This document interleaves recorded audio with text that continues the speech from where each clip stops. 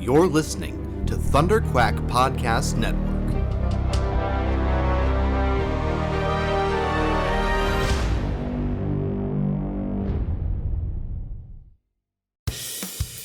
This is the Thunder Quack Podcast, the official podcast of Thunder Quack Podcast Network, where anything can happen. So strap yourselves in and hold on to your butts. It's Thunder Quack time! Hello and welcome back to the Thunder Quack Podcast, the official podcast of thunderquack.com. You can get it early every Tuesday morning at patreon.com/thunderquack, or you can wait and get it late on podcast services across the galaxy. I am one of your hosts, Michael Cohen. And I'm your other host, Amanda Kunkin. I love that rhymes. Do you know? Did you do it intentionally that it rhymes? Yes. Okay, good. Of course I did. It's so catchy. That's the point. That's the point. Who knows? Someday maybe I'll even know what it is that you say and be able to repeat it for everybody to hear. I think that anybody who's been listening for long enough will be able to support my assertion that that's never going to happen. But you can keep dreaming. I don't want to. Okay. I don't want to discourage you. I'm just. It's all good. You just like to keep my expectations in check. Yeah, it's good. Wow, it's been a week. So last week we talked a little bit about. We talked about some of the sort of like impact that the coronavirus fears were having on some different things like Cannes Film Festival and stuff like that. In the time that basically from the point that we published that last Tuesday morning for Patreon supporters to the point where it was out for everybody, what we had talked about was essentially out of date. Like it was a very dated conversation in 4 days. It's been insane how things have evolved very quickly, but that's the situation that we're in. I think last week we were talking about it as like this is a very notable thing. I think this week we're talking about it as this is the world is never going to be the same after this moment. Right? Like this is for the younger listeners who maybe were born after 9/11 or too young to really remember what it was like before 9/11. This is that. This is 100% that. Air travel is going to be different.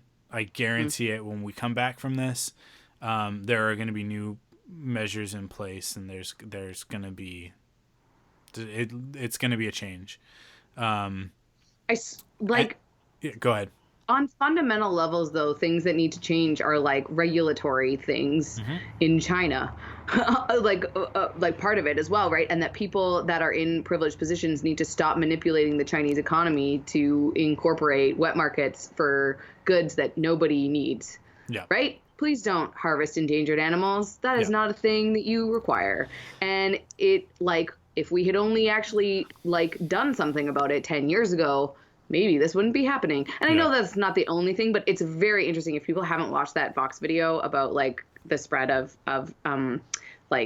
viruses stemming from basically animal markets in China, it's very fascinating and also a largely containable phenomenon if only governments didn't kowtow to the whims of the rich, quite frankly. So well, I mean, I think I don't think our listeners are any strangers to our opinions on inequality and the wealth gap and all of that sort of stuff. We talk about that sort of thing a lot.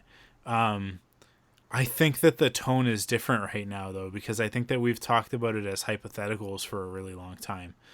But here we are in this situation, and you're 100% right.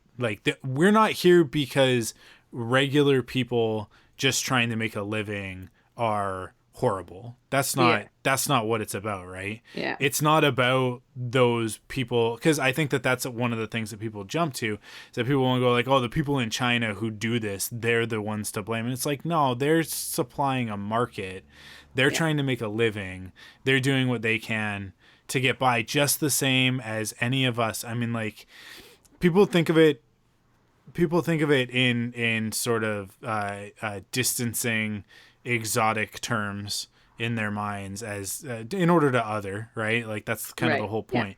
But a person working in those conditions in China is no different than a person working in a chicken farm in North America, right? Like do you think it's their passion?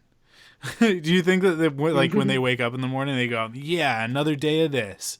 No, they're doing it because it's a job, and it's a way to put food on the table for their families. And it's no different than going to work at McDonald's or Walmart or any of these chains, where it's like, yeah, horrible things, systemic problems. There are all sorts of reasons to not want to work for those companies or in those environments, and yet, like, somebody's got to do it because the market demands that exists. And why does the market demand that it exists? Because there are people at the top who use their money, influence, power to manipulate things and make it the way that they want it, right? It's like shark fin soup is a great example of something that, like, it doesn't change the taste of the soup. It's not, you don't eat the shark fin, but somebody decided that this was the dish of wealthy people all over Asia, and it became like a fad, to the point where, like, endangered species are being fished for their fins, and, like, they're not even eating the fish, right? They're not even eating the rest of the shark. They're literally just catching these things, cutting the fins off, and then tossing the bodies back into the ocean. And it's like just disgusting stuff like that it's like, it's not like, yes, the fishermen who do that have some culpability, but they're supplying a market and being paid amounts that they can't refuse, right? Because like I said, like people are just trying to put food on the table. That's what it always comes down to. And I think that in North America, where we have the luxury of pursuing our dreams and really you know, sort of focusing on individuality and you know, everybody is a special snowflake, not to use that term's been co-opted, right? But but in the sense of like I think they North Americans, it's we've talked about this before too. It's whenever the boomers and the Gen Xers are like, oh, the millennials with their participation trophies, oh, they all have to get a participation trophy. You guys are the ones who decided to give us participation trophies our entire lives. So, like, come on, share some of the blame. But it's because they have the same mentality of like, and we're seeing it right now with the self-isolating and like quarantining and everything, that there are a lot of people out there just kind of living their lives as if nothing is different. They're not washing their hands. My dad, more. cough. Going to the gym. Yeah, they're not avoiding public spaces. They're not avoiding crowds. They're going to Disney World for the last night that it's going to be open, before it closes down. And they're packing these places because in their minds, they're the exception to the rule, right? Everybody else has to do that, but not me, because I'm special. Yeah, right? Exactly. And it's like, oh. If everybody else does it, then I'll be fine if I don't. Right. But the problem is that everybody has that mentality at some point in their life. Right. Yeah. And I think it's a very common thing. I don't even think it's just North America, but I do think that it's a very prominent trait in North America. and I think it's because of our media, right? Like since Star Wars, we've grown up on the hero's journey, the Campbellian myth, right? And the Campbellian myth is all about the everyman who goes on an epic quest and becomes a superhero, right? Is that the same as the monomyth narrative? Yeah, Is that it's the same what you're talking thing. about? Yeah. Yeah, like it's like that, and that is obviously he distills that from all cultures, but Star Wars really is a perfect example of like that working to a T. Well, like, I think that George Lucas, having been a student of Campbell, and talking about it a lot in the process of making the first three films, he publicized the monomyth, and gave it the best sort of PR campaign that you could, because here are the three biggest movies of all time, like at the time, right? And here's the structure that they're underpinned with, and everybody who wanted to make a Star Wars movie, because all of Hollywood wanted to make a Star Wars movie, they all started, really taking that myth and running with it. And so a lot of our pop culture now has it's kind of all just turned into the monomyth. And everything was influenced by it before Star Wars. So I don't want to say that I credit Star Wars with Joseph Campbell wrote that book because he was observing that this is something we'd been doing for centuries, if not the entirety of sort of human civilization. But I think, I guess the best way to put it is that Star Wars and George Lucas turned the monomyth into a commodity. They made it something that you could package and put on a lunchbox and you could sell it. And that I think gave rise from the 70s onwards to a couple of generations of that, combined with the message of which is very core to the American and as well as the Canadian ideology of anyone can be president of the United States. It's right. It's elected by the people for the people sort of thing, and and that means that anyone can rise to that level, which is ideologically true but not factually true, which is not something that you teach 8-year-olds. And so we take it to heart and we think, well, I can be anything, right? If I want to grow up to be Steven Spielberg or George Lucas, I can do that. When the reality is most of you are going to work at, office jobs or in labor or whatever, because that's what makes the world go around. And there's absolutely nothing wrong with that, right? But that's something that only comes with age and wisdom. And it feels like that is severely lacking out there right now. This environment is just so disheartening, and it's just, I don't know, you can't help but feel like it's a downward spiral.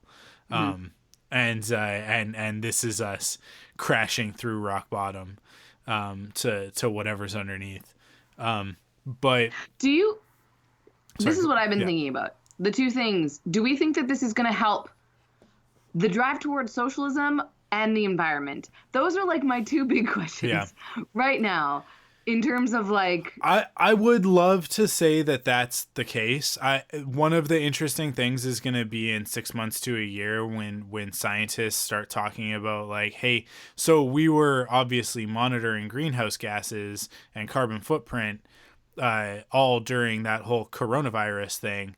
And when you all stayed home and didn't fly in airplanes every 5 seconds and the world kind of shut down for a minute, all of that CO2 just kind of slowed down significantly.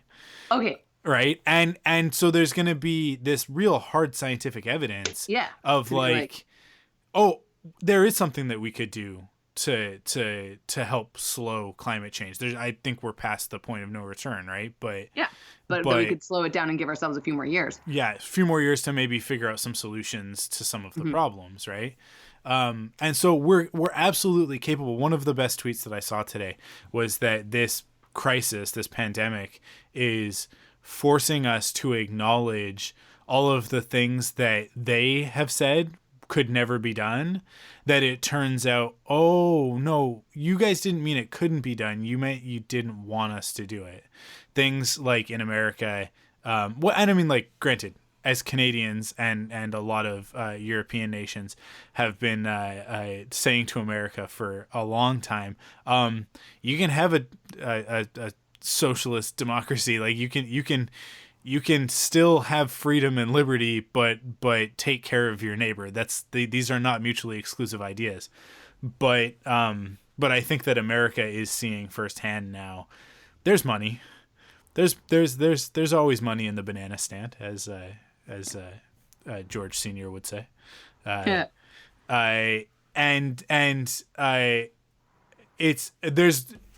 It's very much Pandora's box. I don't think there will be any going back from this.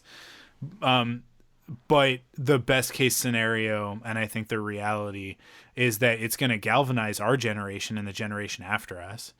Hopefully in a positive direction. I think so. No, I think that it's going to show them, like, hey, these systems and structures can function. We can do this. We can all actually have a better life, and like with more fulfillment and more free time and time with our families and closeness and stuff like that, but also still serve a capitalist market. Like both of those things can exist.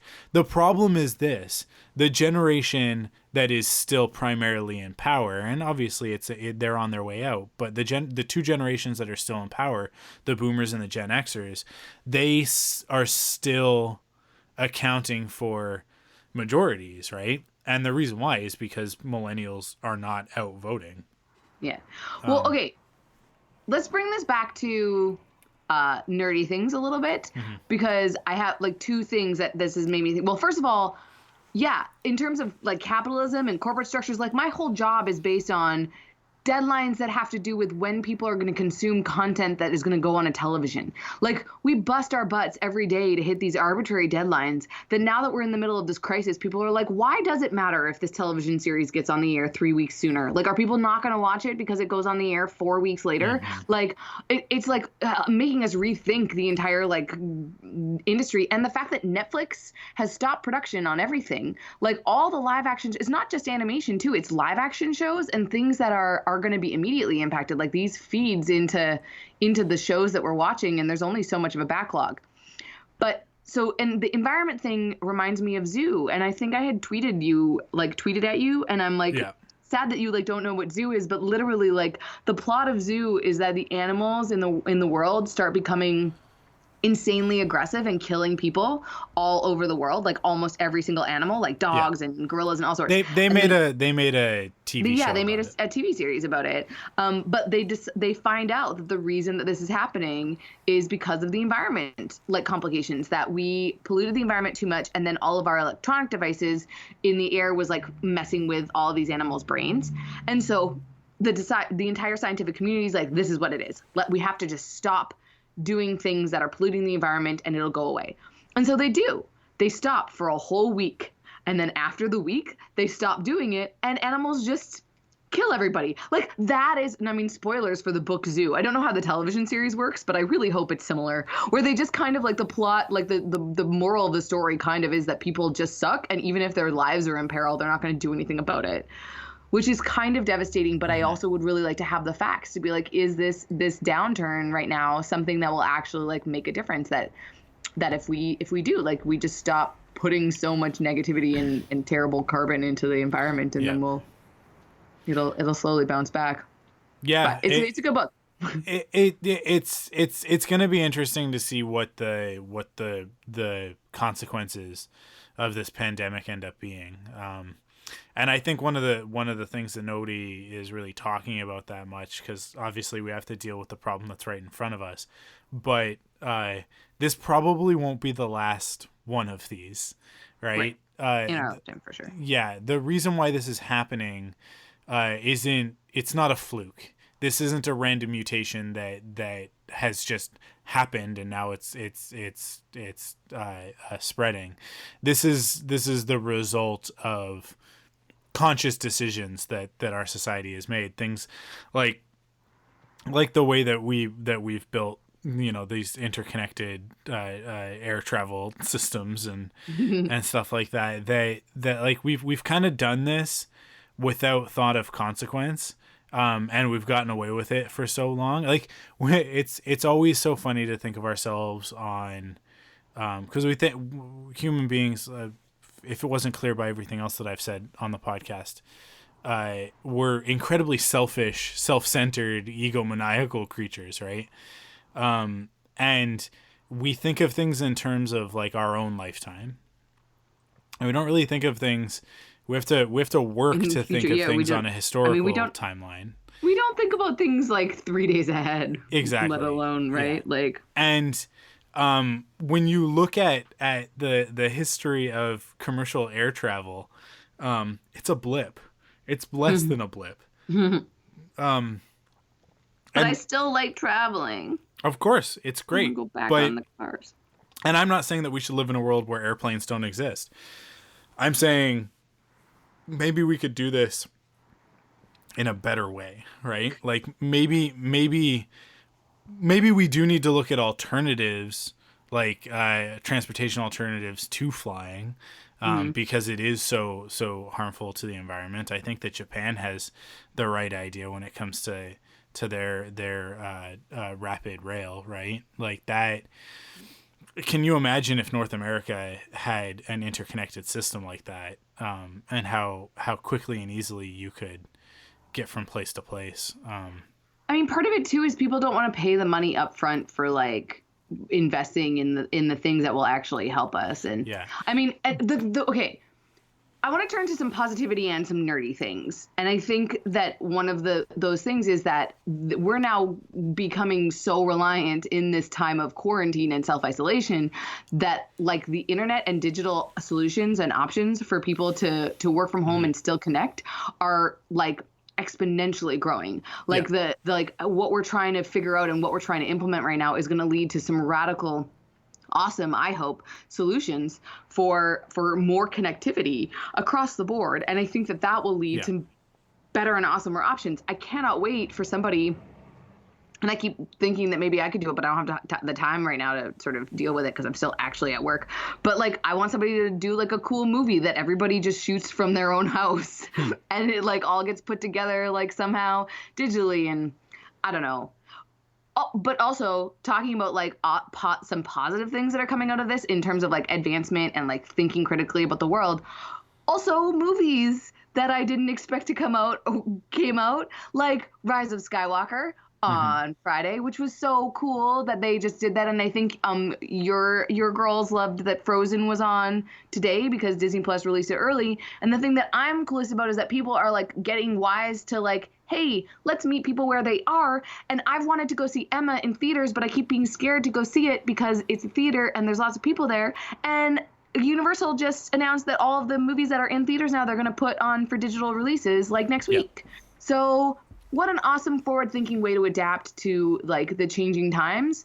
And I mean, I feel like we've talked about this before about like the antiquated, like I understand that theaters are a sustainable life force of many economies, but they also can be done, like, we don't need as many. They can be, like, I've always railed against, like, hardcover books and the gap between movies being available in theaters and on your home broadcasts. Like, those two things have always been pet peeves of mine in terms of, like, the digitization of, and like accessibility of mass, like, market popular culture. And that I feel like there should be trends towards more economical and environmentally friendly and easily accessed options. And I think that this is great. If you can make money by just putting things directly on consumer television, why don't we lean towards a model like that? Like what what is stopping us. And it's these chains of Yeah. consumerism right now that like the reason that they don't do this in the past is because theaters would boycott the films and all this stuff. But now when you're put into a situation where theaters literally have to shut down,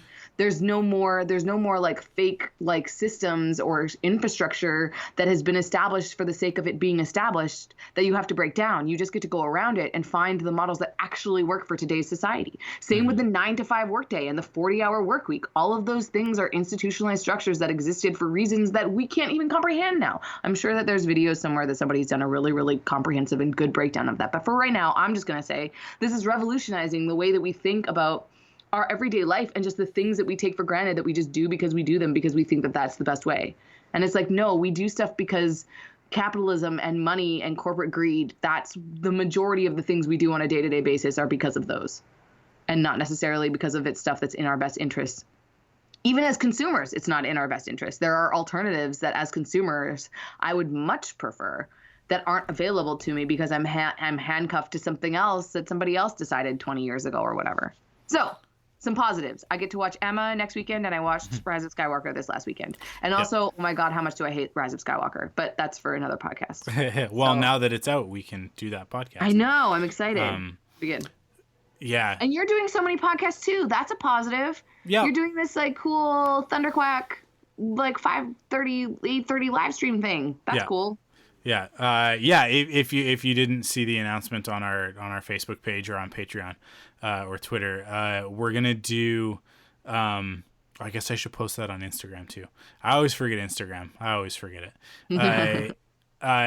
So I'm gonna be doing just quick little, like probably around half an hour to 45-minute live stream episodes, mini episodes.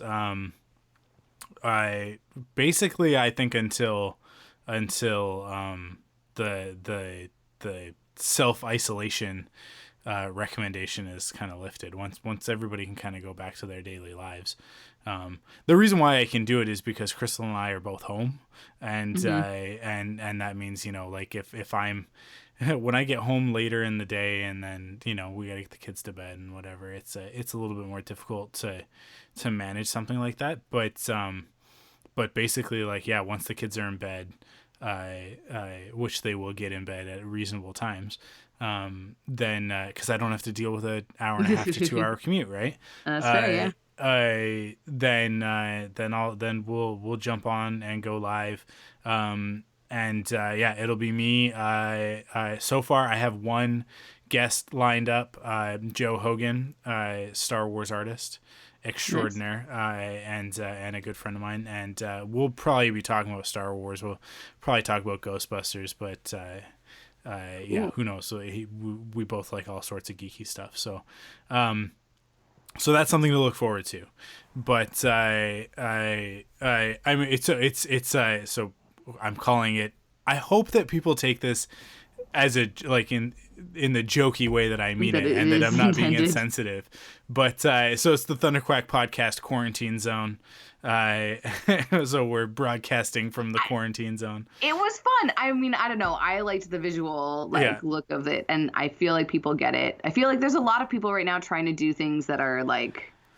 Yeah, I just want to. This week's episode of Thunderquack, I'm kind of getting stuff off my chest, I think. So I'm probably griping a little bit more than I want to. But just trying to have something, because I know everybody's kind of look. We're on day 3 in our house of Crystal and I basically committing to not going out unless we absolutely have to. And we're going crazy. Like, these kids are just going bananas. Kara in particular, and it's stressful and it's difficult, and it's not going to be over anytime soon. But we'll get through it. Everybody's gonna get through it, I think. And so here's the thing. Yeah. I self-isolate every weekend. Yes. So it was really it's not a problem for me to stay home, but honestly, it's just one of those weird things where I live alone and I'm not very active. So me kind of being like, oh, I guess I can't go out this weekend. It's like, well, I don't normally do that anyways. And so I actually did like go out on Saturday in a way that I wouldn't have because I was like, what did I do? I was stocking up. What did I run out of? Anyways, oh yeah, lotion. Because I'm worried that they're going to cut off essentials, like non-essential services, which to me includes alcohol in my face lotion that I use. So I was like, I want to buy my face lotion so that when it's not available, like I have some of it. And because I'm like out of it. And so I was like made a stop to the store to like get these things that I probably like otherwise wouldn't have gone out to do, which is like kind of ironic.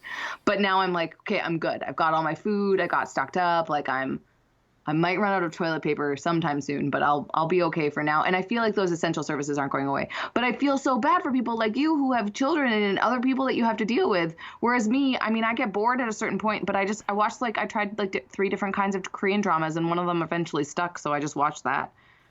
I really probably should actually just like read some more. I've got so many books that I need to read right now too, so I'm very much looking forward to being in quarantine if the day comes. I feel really bad for people who have crappy roommates. Like I think about what would have happened if this had happened back when I was living with Matt when he was living with me, because he was a real slob. And obviously we're all very conscious of cleanliness at the moment, and he was very fond of leaving dirty dishes lying around and not really cleaning in general. Oh, dear. And that would have gotten very frustrating very fast. I also think about at that point in my life how much money I was making, Right. and living paycheck to paycheck, and how much I was spending on groceries, and the inability to do something like what I did a couple days ago, where I went out and I spent $250 on groceries, which isn't crazy for us. We definitely do that once every like 5 or 6 months, but we weren't really planning on a big grocery shop like that. Wait, do you consider $250 a lot on groceries? Yeah. I guess you're a family of 4. I spend like $100 every time I go to the grocery store. Am I spending too much on groceries? You spend too much money on processed food. Oh, okay. $250, that's processed food. That's what it is, right? So okay. As much as like I did get some apples and strawberries and whatever, like I got some bananas. We got some of those types of essentials. It was a lot of like freezer waffles and juice from concentrate and canned beans. Not that canned beans are expensive, that's a cheap thing, but it was a lot of. One of the things that I noticed is that everybody is kind of freaking out about staples, like toilet paper and meat and whatever, right? Like the things that you absolutely need. Like we're pretty good on that stuff on a regular basis. But one of the things that people don't think about is, and it kind of exemplified by a tweet that I read the other day, Sunday morning, that was, I've got everything that I need. I'm all stocked up. The quarantine starts now. And then like 2 hours later, or it's like I went to the grocery store. I bought everything that I needed. I don't have to come back to the grocery store for anything. Like now we're under lockdown. 2 hours later, I went to the grocery store for a Twix. Right? Right. Yeah. So, I've seen that. Yeah. And it's like, that I think people forget, like, oh wait, just because we're going to get locked in doesn't mean that we're not going to want creature comforts and our pleasurable things. So I made sure that I grabbed candy and junk food and that sort of thing to keep. Oh yeah, I have a huge party pack of Doritos on my table right now, and even though like I'm still having to go to work and stuff, but I like the good thing is I work 2 blocks away from where I live, so I'm not like taking public transit, and I like luckily I like have my own office, and so I share an office, but like I have less people around me, and so I'm like feeling okay, but I mean until my office closes I gotta keep going, but I'm kind of still like I'm going to eat these Doritos and then I'm going to need to go buy more Doritos. Yeah. So it's like a little bit of a like, I bought stuff because I was like, okay, no, just so that, so I can have some stuff just in case I really need it. And instead I'm like, Doritos, I'm going to eat them every day. But yeah, I'm like, but honestly, like we're so lucky to be at the stage in our lives that we're at, Mike.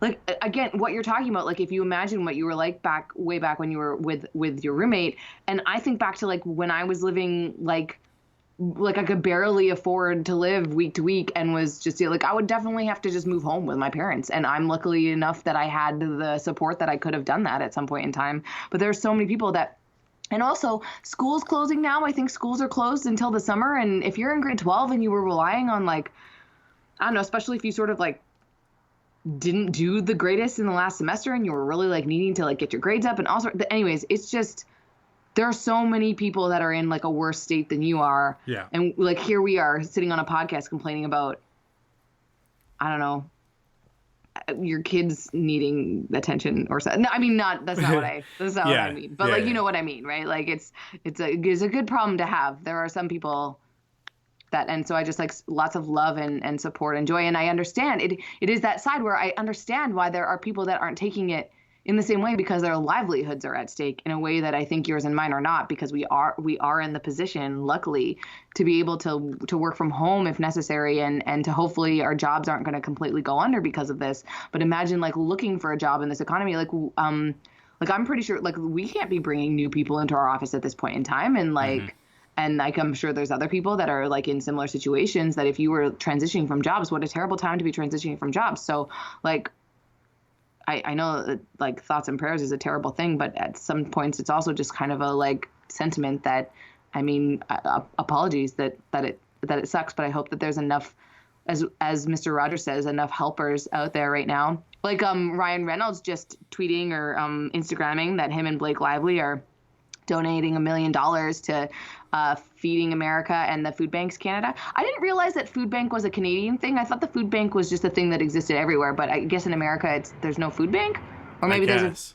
so anyways, but like very cool. Like how cool, like there are people everywhere that are trying to help, and this whole year has just been chock-a-block full of just tragedy and disaster after disaster. I mean, like Australia is just recovering from one like national tragedy and now moving into another thing, like like people that are down, like just having to deal with stuff. Oh yeah, and bananas. And Hawaii is like there's flooding heading to like, because I guess it's I don't know if it's the rainy season or whatever, but yeah, they're expecting major flooding on a lot of the islands, and yeah, it's I don't know, it's always the question of like, is the world really a worse place right now, or are we just more connected? So we're more aware of how bad everything is. But yeah, that's part of it. I mean, was I in the middle of reading Everything Is Effed, a book about hope, last time we were on the podcast? Yeah. I feel like I was talking about it, because when I finished reading it, I'm like, it's not a book about hope. It's a book about how hope is a terrible thing. And it's kind of an interesting read, where that's a lot of what it is. Is like you just perceive more when you know more, sort of, right? And that you sort of think about all of these things that could be, rather than being okay with what is.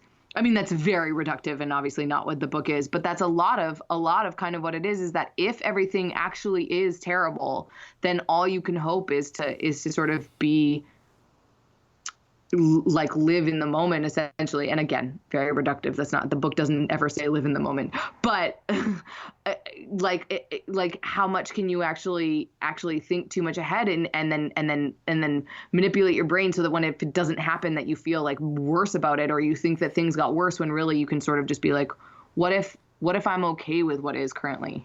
Obviously, if you're in a position to be able to do so because you are relatively healthy, safe, and free. Yeah.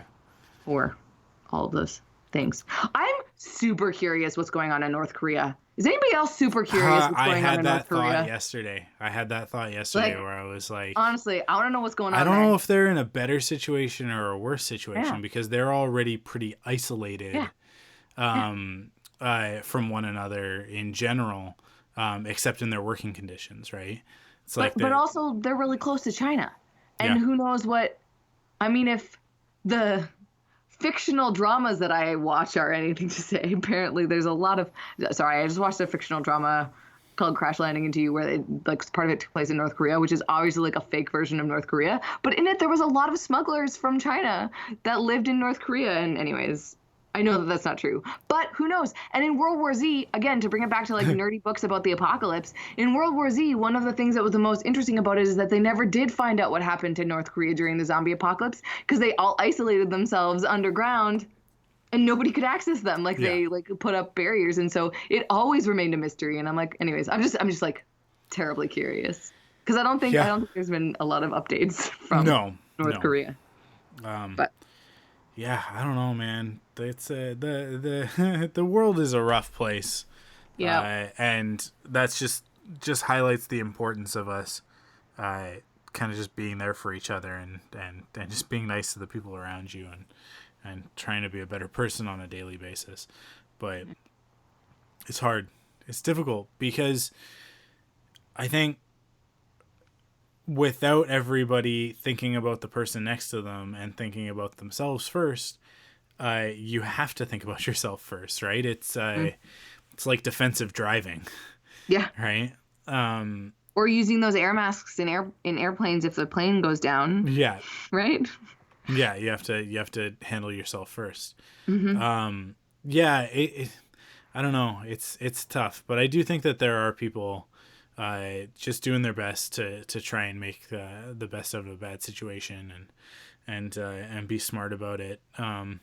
There are also a lot of people out there who are just acting like this is not as big of a deal as it is.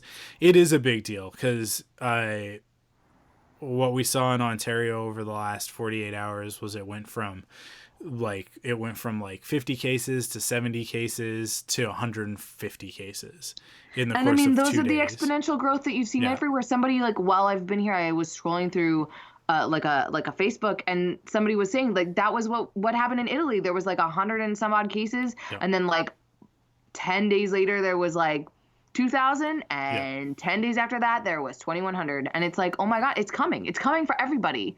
Yeah. I just, oh no, that's freaking me out. I don't want to talk about this anymore, Mike. It's making me freak out and I'm getting anxious. Are you done? Get your COVID out, and then let's talk about something nerdy and fun to end the podcast. Yeah. Well, let's take a break. Let's take a break for ads, but okay. And then we'll be nerdy and fun when we come back. Okay. Yeah. Well, when we come back, we're going to talk about Pokemon. That's what we're going to do. Yeah. Oh shoot. I think I closed the window. Who's our Patreon producer? We forgot to mention them last week. This is all is new format. It's new format. I apologize. I apologize profusely. And I apologize because I don't even know what the format is, so I can't assist in any way. And rely on Mike to do so. Yep, 100%. Let me go into our patron manager. Is this all staying on the podcast? How? Yep, it'll stay on the podcast. We're so professional. I love it so much. Brian Murawski, you are Brian. our Patreon producer. And we greatly appreciate your support. Of course, we appreciate the support of everybody who supports us over at patreon.com/thunderquack. Because the audio quality of this podcast is in many ways brought to you because I've been promised that at one point in time, these Patreon will help with this new microphone that I'm now using. Well, more so the move to Spreaker is going to help with that. Or the ads. Whichever one of these two things, the producers of the podcast or the ads that we're about to hear have helped bring the audio quality up. Yeah. Awesome. Let's take a break for ads. Okay, let's talk about Pokemon. I didn't hear any ads. You're not gonna hear the ads. The ads go in later. I know. I'm sorry. Like a little bit before we get into Pokemon, I just want to I know that people already know that I'm a terrible human, but one of the things that I'm terrible about is actually listening to podcasts as a podcaster. I know that that's and I mean, I feel like I've talked about that before, but I tried to listen to podcasts the other day, and I wound up listening to 7 minutes worth of advertising. Mm-hmm. So I'm glad that but it keeps us going, and we're not Joe Rogan. So yeah, I don't know. Joe Rogan had so many ads. And they were all he did them all, so it was cheating. It was kind of ads, but he was saying them, and I'm like, no, just get somebody else to do them, because then you might sneak in some different knowledge that you actually want to hear the person talk about, but really, anyways. That's why they do them. You get paid more for those ones. Oh, we could do them too, but we don't. We don't. We let other people tell you about things that you should buy in this time of us complaining about commercialism. Anyways, carry on. Pokemon. Ty Hallett, one of our Patreon supporters, messaged and said or commented, because see, if you're a Patreon supporter, you get to comment and submit topics. He said, I'd like to hear your thoughts / experiences with Pokemon games or media. Amanda, you go first. I'm gonna take a little break. I'm gonna take a little breather. I'm actually gonna close my eyes for a second and just kind of take a little nap. Wouldn't you be? You know what? Wouldn't you be like biting your tongue if I talk for a full 20 minutes about Pokemon in mixed media? I would love it. I would love it. I want to know what your experience with with Pokemon is, because mine is very, very like standard. It came out when I was a kid and I loved it, and I play all the games and I watch the cartoons and the movies. I learned everything. I learned everything I know about Pokemon from Pokemon Go, the game that came out when I was in full on adulthood. So I don't know. I enjoy, I actually know like a decent amount about Pokemon because of the Pokemon Go game, because there was like all the same Pokemons and such. But no, I'm terrible. And I did try watching Detective Pikachu. Yep. I feel like it was a bit slow for me. And so like, I think it was like on a plane I started watching it, and then I like didn't even get through. It wasn't even like a plane movie for me. Like I didn't actually get through it. So I was like a little bit sad because I wanted to like get into it a little bit more. I really liked the conceit and the idea of like doing this whole world. And I think it's really cool. Like the idea, but I don't know. I don't know. I know that Ash Ketchum is the name of the dude that is Pikachu's master or whatever they're called. Trainer. The one that has Pikachu. But there are Pokemon Masters, but Pokemon Masters they're called the Masters because they're good at it. Elite. Not that they are the ones that own the Pokemon. Okay. And the other thing I know is that the like orange fish thing that is like a floppy fish is really hard to get enough candy to make the dragon fish. Well, what's that one called? Magikarp evolves into Gyarados. Yeah. I really wanted that. I saw it. It was really cool. I mean, I didn't have one, but I had a lot of the fish, and I would change them. But anyway, that is basically. I mean, I'm sorry to be disappointing but like I know about Pokemon like peripherally. Like it's not like I'm not like aware. Like if somebody is like cosplaying, I'm like, oh, Pokemon, cool. Like I get the world, but it wasn't part of my upbringing. I don't think I watched cartoons as a kid, like at all, basically. So it wasn't something that was there for me. That's all. So I don't have a lot to, or I just didn't watch it. Like there's also just things that I just didn't watch. But all of Power Rangers is on Netflix right now. Yep. And I was nerding out so hard, but also I'm really curious what the difference between the first season that they have up there is, and then the first season like remixed or reeditioned, and it's just there's like a difference of like 30 episodes. So. Mm-hmm. Anyways, that's what it was. I watched a lot of live action as a kid. I don't think I watched a lot of cartoons. I watched like Young Hercules and like Breaker High and Power Rangers. So. You were more into the later afternoon than the early afternoon. Probably, stuff. Because Pokemon would have been like I think 3:30 or 4 p.m. I think it was about 4 p.m. And then, I definitely watched later stuff. Yeah, Breaker High would have been closer to like 6 or 7 o'clock. Oh yeah, and I think stuff. It could be a thing too. And I mean, it's really ironic now because I work in animation and I love animation, but I really my love of animation has come much later in life. Mm-hmm. Really, like my exposure to animation as a kid was Disney movies, and that's about it. Like honestly, the now that I'm thinking back of it, having this conversation. So thanks for sparking this conversation about Pokemon is me just thinking back to like I can't even name a single cartoon that I think I remember watching as a kid. Like almost all of my stuff. Like I don't like Saturday morning cartoons wasn't a thing that I'm familiar with. But you're a Canadian kid. You had to have watched Inspector Gadget. I am aware of Inspector Gadget, but it wasn't something that I like watched really regularly. But I watched like TGIF, like the like Boy Meets World, like Sabrina the Teenage Witch, You Wish, all those like really fun things that were on like Friday nights. But Saturday morning cartoons, not so much something that I did.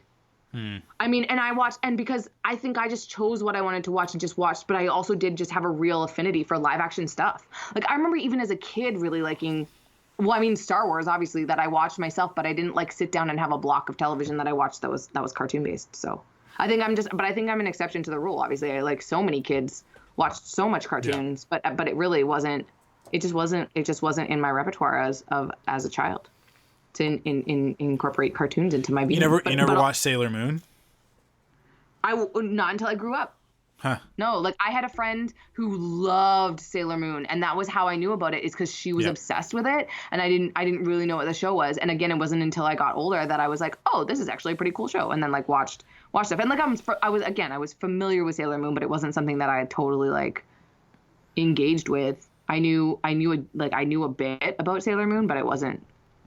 Yeah, I can't ask me some more, because I'm there's got to be something that I watched as a kid, but right in this moment, when you're asking me what cartoons I watched as a child, I can't name a single one. So it's not just. Now you put me on the spot. I know. Quiz time. What other stuff? I mean, Spider-Man and X-Men would have been big ones. There's all of the Disney Afternoon stuff: Darkwing Duck, Goof Troop. Yeah, no, I wouldn't watch that stuff. Nope. I have vague recollections of X-Men and Gargoyles.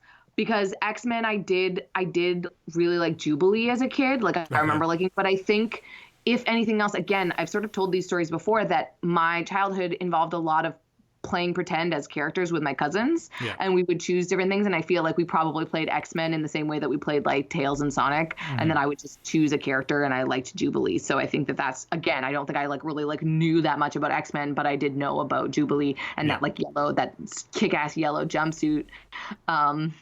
And trench coat, but that's all right. Trench coat, yeah. But Carmen Sandiego, was that a kid's cartoon?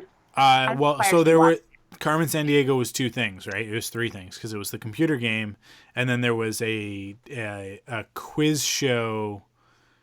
Oh yeah, the live action quiz show. That's what I'm thinking. Yeah, that was on PBS. Live action stuff, man. Yeah, and then but there was an animated series for Carmen Sandiego. Yeah, but I'm thinking of the game show. Yeah. Oh man, now I'm really curious. I'm gonna go ask my mom if I watched cartoons as a kid. Interesting. So this is making me really reevaluate. But again, any Disney movie I likely watched and really enjoyed, and I would watch them really regularly, all the time. So it's not like I didn't watch animated things as a kid. Cartoons were a thing that weren't necessarily part of my repertoire. What about the Aladdin animated series? Because if you like the movie, then you never watched the show? Nope. How did you know what was going on in I didn't enjoy the second or third movie, and I think probably because I didn't quite understand what was happening. So I feel like I've watched both of those once as a child. And the way that it works is that there's the first movie, and then there's Return of Jafar, which is when Genie comes back to fight Jafar, the Genie Jafar, and we get the explanation for he's still got magic and whatnot. What are the limits of his power? And then the TV series picks up from there. And then the TV series goes on. And then King of Thieves is the end of the TV series, because that's when they get married. Oh. And once they were married, Disney was like, no, we can't have a TV show about a married couple. Yeah. It's not it's not acceptable. Nope. I didn't. Yeah. Wow. That's so interesting to me. Because for me, it's man, waking up Saturday morning and watching even way back in the day. I mean, one of my earliest memories in life is a Saturday morning in front of the TV with my dad watching Ninja Turtles. Interesting. And obviously from that era, it would have been Ninja Turtles, Ghostbusters, and then He-Man, right? Those three shows. But also Brave Star and the Ghostbusters as opposed to the real Ghostbusters. And then a lot of rerun stuff, Scooby-Doo and Flintstones and Jetsons and Recess. But I feel like that was when I was older. Recess. Recess was when we would have been in middle school, or you were in junior high, because you didn't go to middle school. But yeah. But I feel like maybe as I got older, I started watching cartoons ironically or something. I don't know. No, I think I just watched a lot of live action television. That's all it was. Yeah, I mean, I watched the live action TV as well, because I watched the crap out of Power Rangers and Beetleborgs and VR Troopers. I mean, Reboot. I watched Reboot as a kid. There you go. There's right. One. That was one. I mean, I didn't watch it religiously and remember all the stuff. I just remember it being kind of weird and being this is now Bob has changed into a completely different character. But yes, so I have vague recollections of Reboot as it aired, and then yeah, I don't know. Anyways, carry on with your. No, I mean, like when Pokemon first came out, because when did Pokemon come out? Pokemon would have been like 97, 98, somewhere around there, when the first video game came out, and then the cartoon around the same time. And I was, eighth grade. Okay. Eighth grade. So yeah, I mean, like it landed square on my face. I as they say, like I was in the target demographic, boys aged 8 to 13, right? Like, yeah. And yeah, it was Pokemon was everything. Pokemon was everything, and I can remember people, like adults, being like, "I don't understand this Pokemon thing. What is a Pokemon?" Yeah. And I remember explaining, because there was some, I think it was in like the strategy guide or something like that. It was somewhere in some piece of Pokemon related literature that Pokemon is an animal not belonging to any existing genus or species. But like they're an animal because this I think it was the strategy guide, which is like none of this is canon stuff, right? They just put text in the strategy guide to fill up pages so that you could justify it being $20. And like the idea there being that like that Pokemon aren't regular animals because they evolve basically through magic, right? So they're spontaneous. Like they're not part of evolution, but they do evolve, but their evolution is based on fighting. So it's a whole different thing. But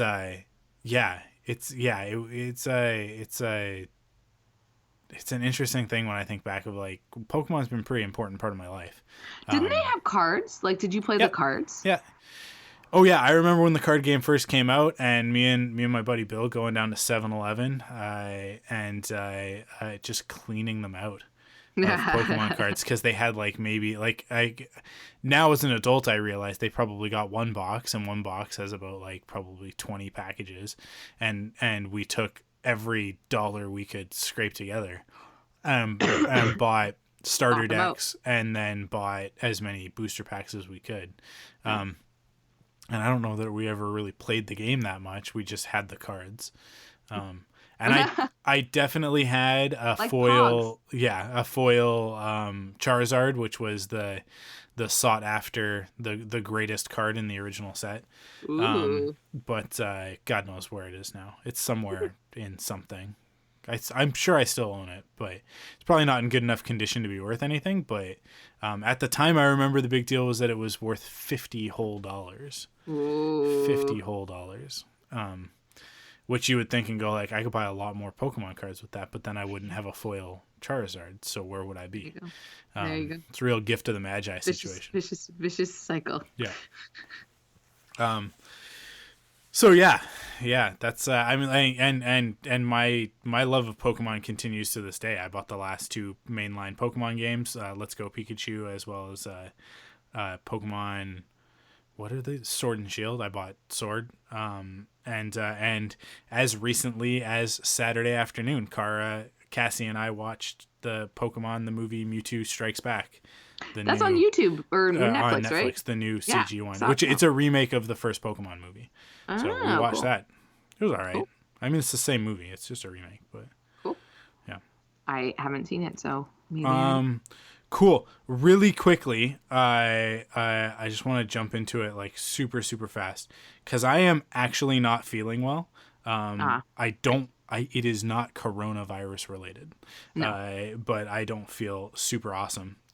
So we're just gonna. Kirsten sent in a comment and asked us our top Netflix lists for right now, as we're all in seclusion. I'm gonna give you the top 3 shows that I think everybody needs to watch off of Netflix if you haven't already watched them. Stranger Things is obviously right there. Altered Carbon, and then Oh man, actually, I'm gonna not go with Netflix. I'm gonna go over to Amazon Prime. Controversial. Possibly Hulu in the States. I don't know who has it, Right. but Community. If you haven't watched Oh, Community, yeah. there are 6 seasons of that, and it is phenomenal. And it's my favorite sitcom of all time. So go hit that up. Do it. Hey, I found another Canadian show, Sticking Around. I remember that show. There you go. That was fun. I don't Scradley. remember anything about it, but I'm like looking now and I'm like, so unfortunately, my Netflix recommendations have started to skew hard towards Korean dramas because I've just been like messing up my algorithms, I guess, on Netflix. So like, I don't know a lot of what the normal shows are that are on television at the moment.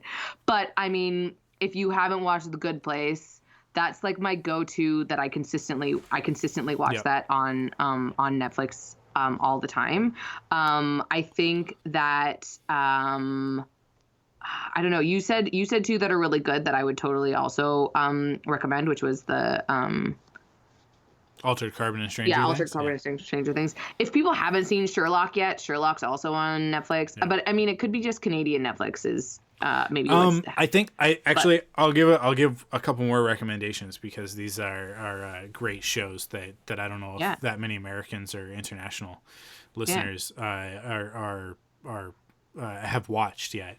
But Kim's Convenience and Schitt's Creek, which are both Canadian productions, there's not a lot of Canadian productions that I'm gonna recommend to anybody.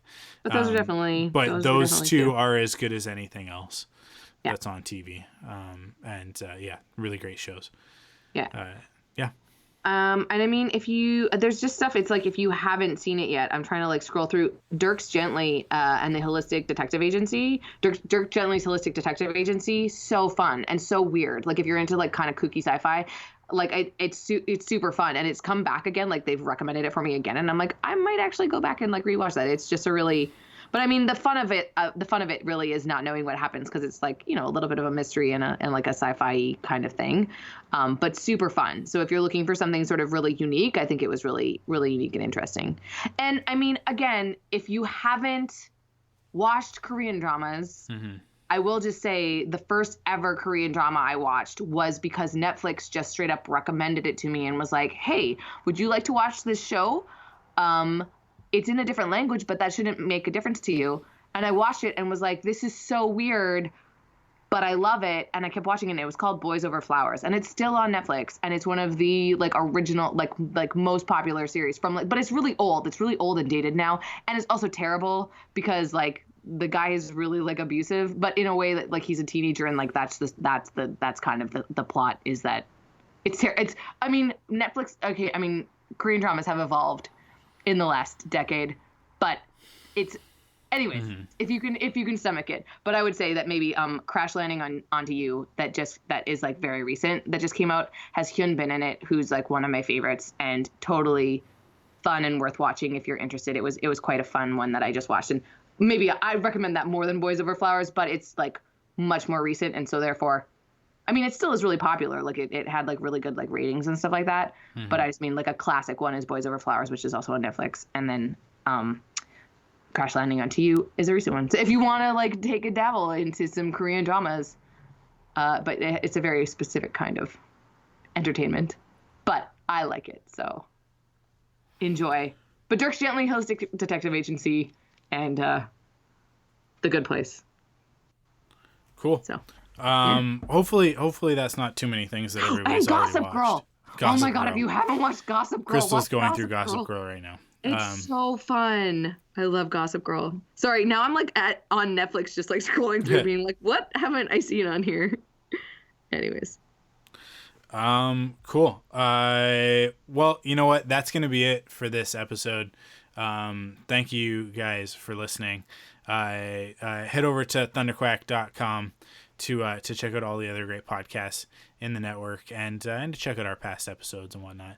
And you can follow us on Facebook at facebook.com/ what is it, Thunderquack? I think it's Thunderquack. I don't know. You guys know. Go to again, I can't help you.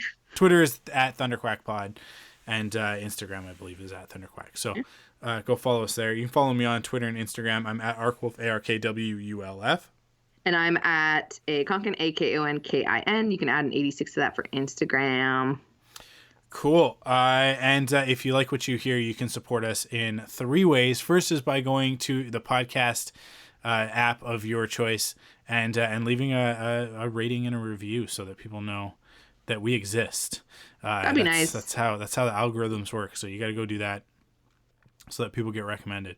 The other ways are to go to store.thunderquack.com to pick up some merchandise. And last but certainly not least, by heading to patreon.com/thunderquack and kicking in with your monthly pledge of support and getting some cool rewards. Thank you to everybody who does support us over there. That is it for this week's episode. There's so many more shows. Yeah. Also watch Shadowhunters. Also, the Magic School Bus is on here. And it's so fun. You can Amanda's watch so gonna many keep things. tweeting the rest of this. I'm just gonna yeah, I'll keep telling you digitally what you could be watching. Cool. Sorry. It's all good. Thanks and for Zoo. listening. Yeah, and Zoo. There you go. Okay, bye. By all accounts, Zoo is not a good TV show, but that's all right. Okay. I haven't seen it. Get the audiobook over on audible.com. Stuff that we were talking. There you go. Or .ca if you're in Canada. There's so much media that you can consume while you're self-isolating. Stay safe and watch movies. Okay.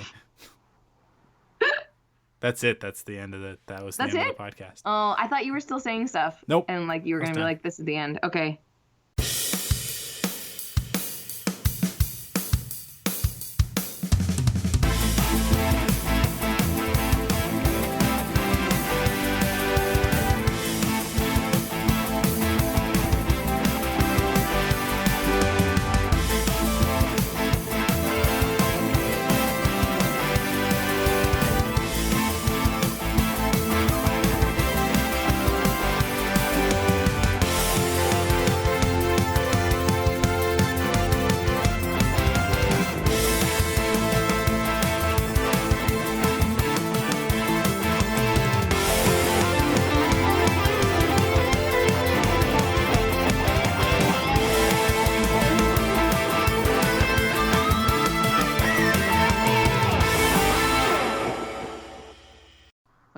I'm gonna move back a little bit, but I think the mic is okay, right? Like I don't have to like,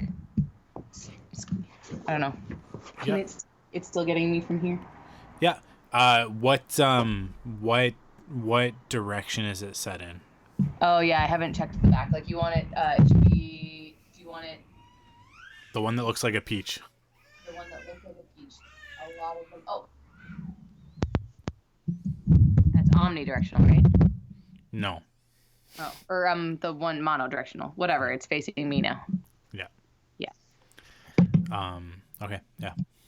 This is fun to have a real microphone. Yay! There. Now I can't hear the traffic. The traffic out your window. Okay. Actually, I can go. I'm gonna shut this window. It's not fully shut. 1 second. Sure.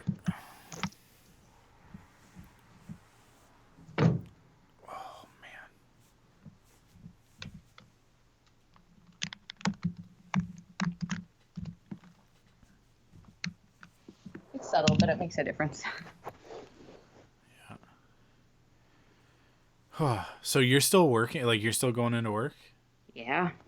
I guess you can't really do your job from home, or? I mean, a lot of my job requires people management, and the rest of my people are still at work. So.